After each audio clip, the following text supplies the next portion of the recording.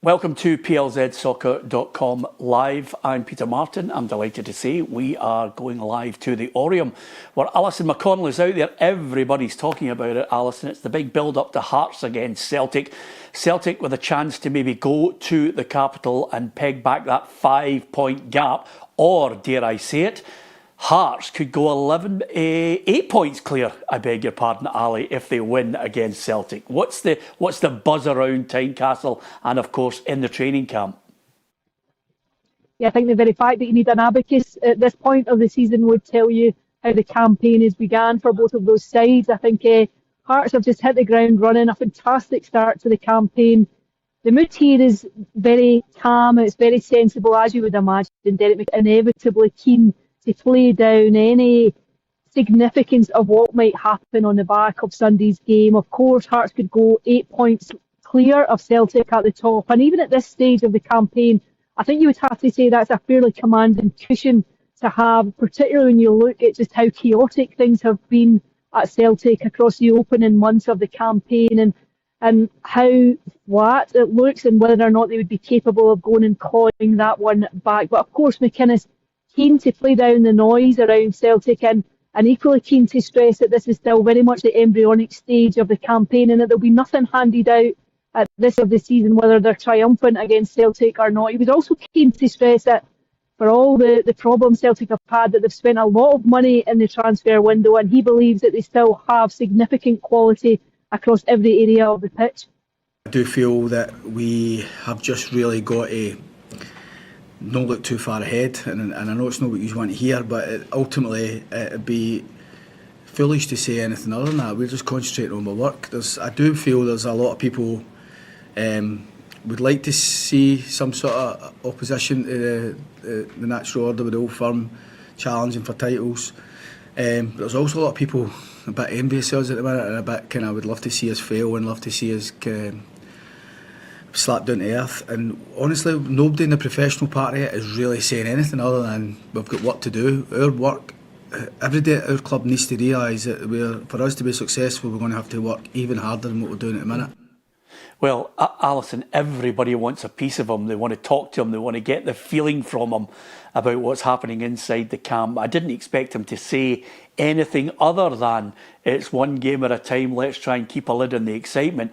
But boy, if they get a home win at Tynecastle against Celtic, that I'm almost certain will send quite a few people into overdrive, apart from obviously Hibs fans. Hibs fans indeed might not be enjoying it quite as much as anyone else. I have to say, I think there were a few eyebrows raised when he said that about people wanting to see Hearts slapped down to earth, because I think a lot of people are quite excited by the possibility, the prospect of a genuine title race, of Hearts really pushing it. And the way that they've started the campaign, the way that they've resourced the building of this squad, I think suggests that they have a bit of depth, that they're capable of asking questions. Rangers, of course, have got a new manager in Danny Rule coming in. They'll be looking to claw back the deficit too. But at the minute, Hearts side who are oozing confidence, oozing belief, they've built up a bit of momentum.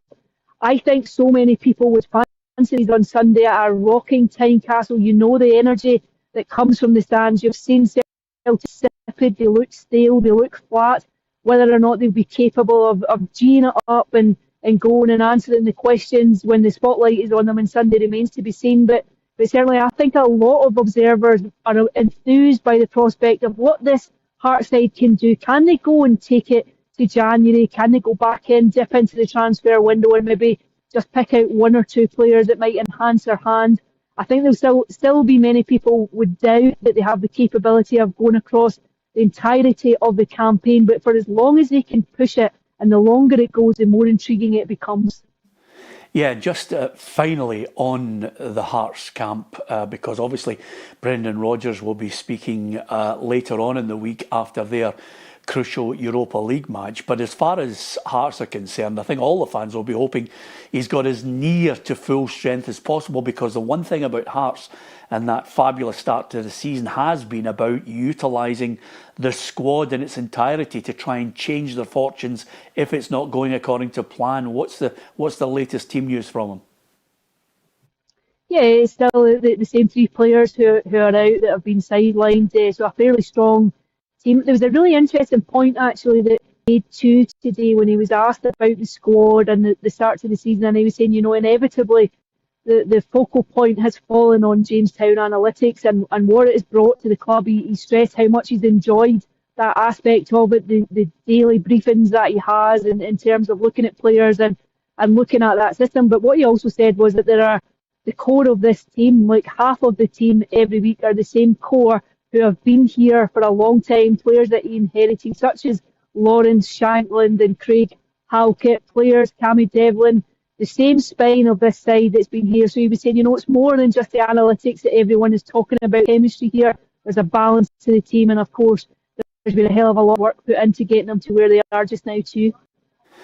Alison, you've remained calm when you're reporting there. You probably will be the only one in Edinburgh who will remain calm if indeed Hearts get that win. I think that whole west end of the city could go into overdrive.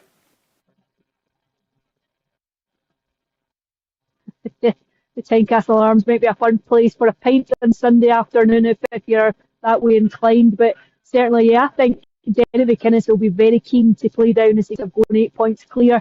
With the Heart support, who could deny them the chance to go and enjoy it, indulge it, celebrate it, take it for what it is and enjoy the moment?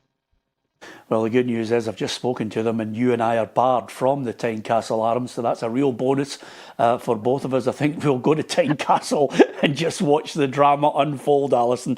Thanks very much to Alison McConnell, who's there at the Oriam. We'll bring you more live reaction from press conferences across Scottish football. All you have to do is hit the subscribe button in PLZ Soccer's YouTube channel. Follow us, like, share and follow across all our social media platforms. And don't forget, we'll keep you right up to date with not only the Europa League, but the countdown to the weekend's football in the Scottish Premiership. Some really tasty matches. Danny Rule's first game in charge of the Scottish Premiership. Of course, Rangers against Brann still to follow, but we will be keeping you across Rangers' first home game with Danny Rule in charge against Kilmarnock, and then all roads to Tynecastle on the Sunday for Hearts against Celtic. Hit the subscribe button, PLZ.